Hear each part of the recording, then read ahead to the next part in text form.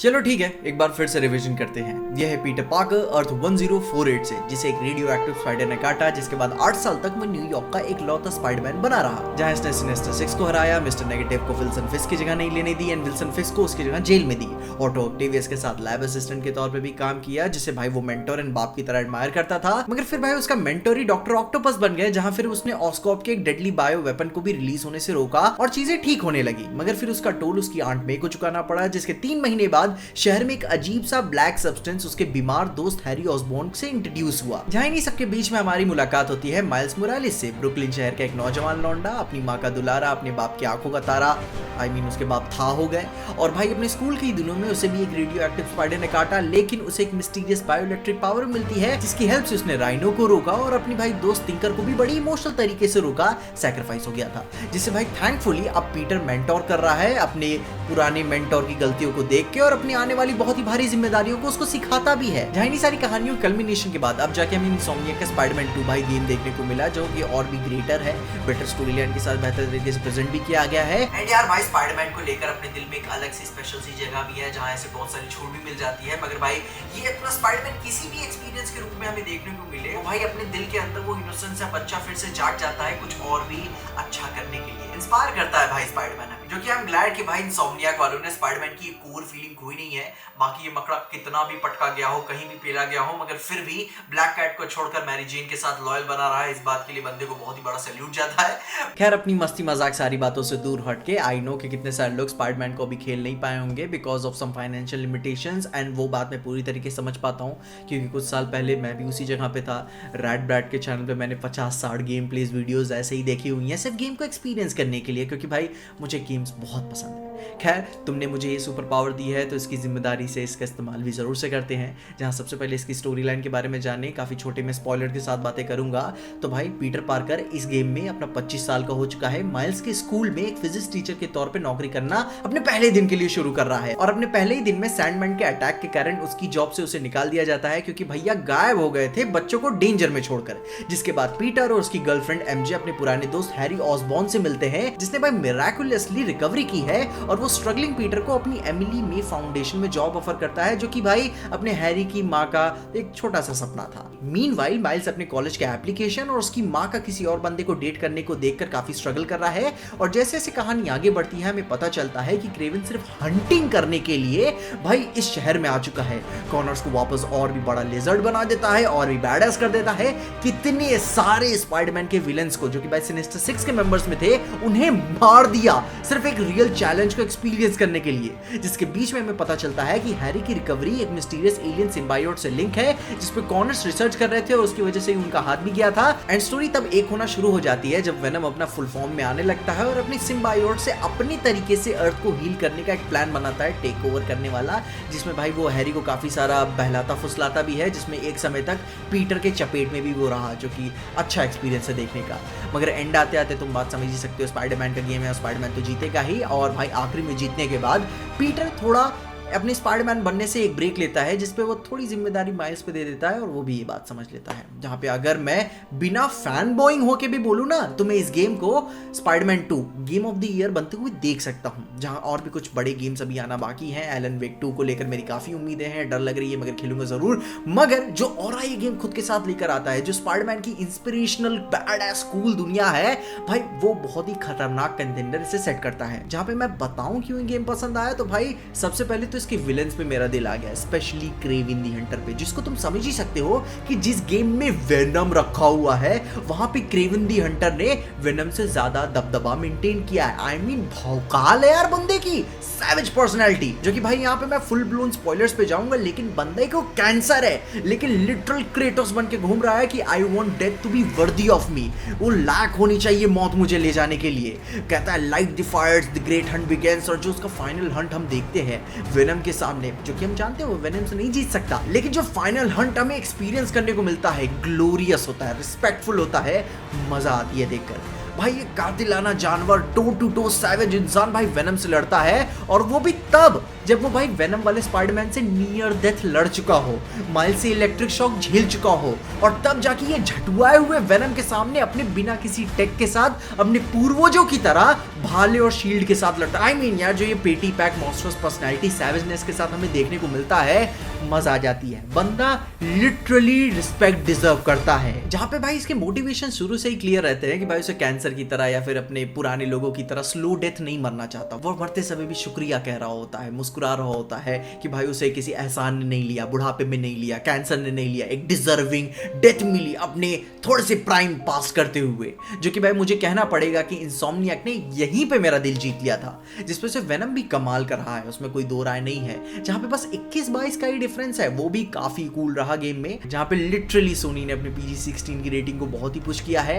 I mean, ये बात बहुत ही कमाल की रही कि भाई उन्होंने मोमेंट्स पे यूज किया और दिखाया भी हमें, जो कि तुम्हारी आंखें चौंधिया जाती हैं। वो खून देखकर, वो वॉयलेंस देखकर, वो जब पीठ तोड़ रहे होते हो तो मैं भाई साहब फील होने लगता है कि ओ फक द फक कर क्या रहा है ये बंदा।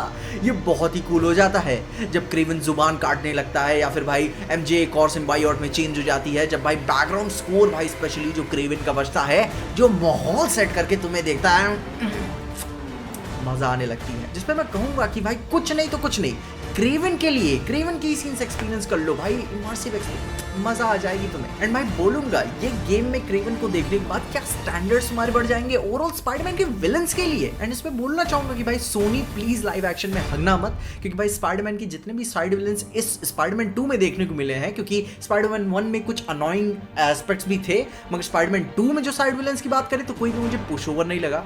2 मिनट के लिए न्यूयॉर्क लिटरल गॉथम बन जाता है, जहां पे एक आध थोड़े से हल्के हो जाते हैं विलन्स, लेकिन बात समझ में आती है कि ये वो उनकी कहानी नहीं है। आगे चल के हमें बाकी एक्सपैंडेड और ऑल भी फुल फ्रेश तौर पे हमें देखने को मिलेंगे, लेकिन फिर भी तुम उनकी इज्जत करोगे जिस तरीके से वो हमें देखने को मिलते हैं कि हाँ भाई आई हल्के में लेने वाली चीजें नहीं है। और वो जब अपने पीक कर रहे होते हैं ना, वो बहुत खूबसूरत एक्सपीरियंस होता है। जहाँ पे ऐसे ही और मूवी के साइड विलन्स एंड भाई कल्ट्स की बात कर लें तो भाई अपना एक फ्लेम कल्ट वाला एक साइड मिशन आता है, जो कि काफी फैसिनेटिंग लगता है यूरी के साथ, क्योंकि भाई उसके एंड में कार्नेज का हमें हिंट मिलता है, जो कि भाई आगे और भी बैड एस होगा, ऑब्वियस सी बात है।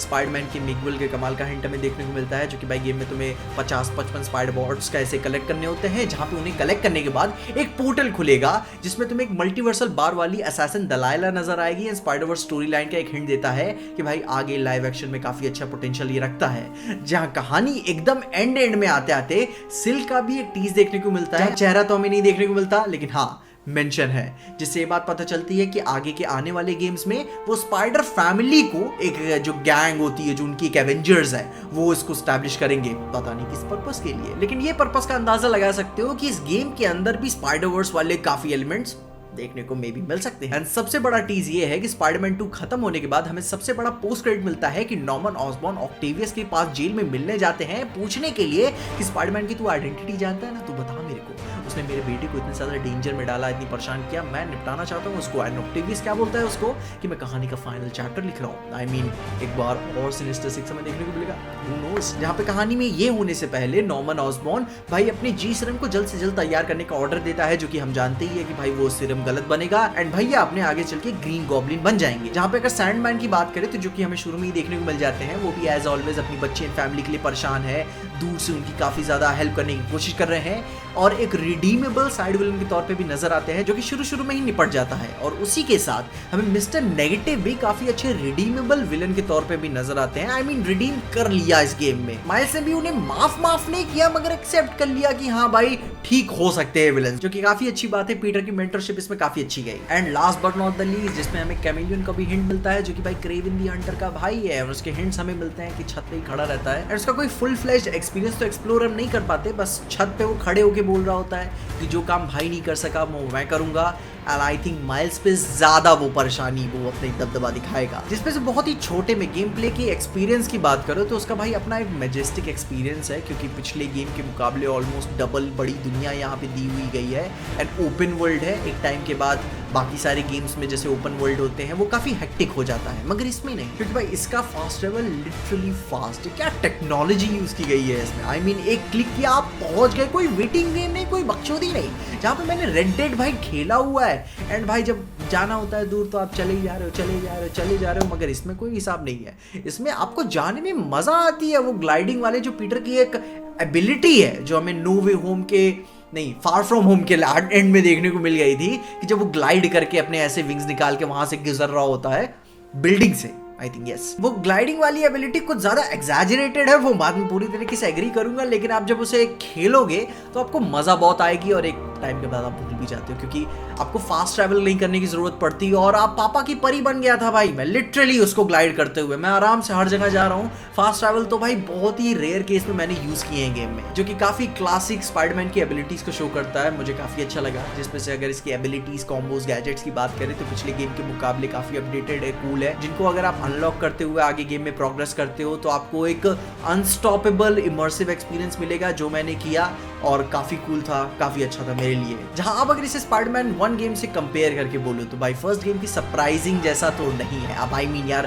फर्स्ट गेम पहला क्यों बना, तो उसका भाई सरप्राइज फैक्टर तो उसका बेनिफिट तो मिलेगा ही। लेकिन अगर स्पाइडरमैन 2 के आर्ट, इमोशनल इंपैक्ट और इंटेंसिटी की बात करें तो यहाँ पे एक नेगेटिव पॉइंट मैं देना चाहूंगा कि स्पाइडरमैन 1 गेम अभी भी सुप्रीमेसी रखता है, क्योंकि भाई स्पाइडरमैन 1 गेम के कंपैरिजन में स्पाइडरमैन 2 में कूल मूवमेंट्स बहुत ही ज्यादा है, आपको मजा बहुत आती है, मगर वो इमोशनल पंच वो थोड़ा सा लैक करता है जो पहले गेम में हमें देखने को मिला था। जहां पे इस एक कमी को आप आराम से लेट गो कर सकते हो, कोई बहुत बड़ी बात नहीं है, क्योंकि ओवरऑल गेम जो इतना अच्छा है आपको मजे आते हैं। And specially Kraven and venom का फाइनल फॉर्म देख के तो भाई और भी अच्छा मजा आता है। एंड यप, ओवरऑल गेम की बात करें तो बहुत अच्छा है, बहुत कमाल का है, most probably game of the year बन जाएगा। एलन वेक 2 खेलता हूँ, आई डोंट नो, देखता हूँ कैसा वो गेम होगा, मे बी शायद वो टक्कर दे दे अच्छा।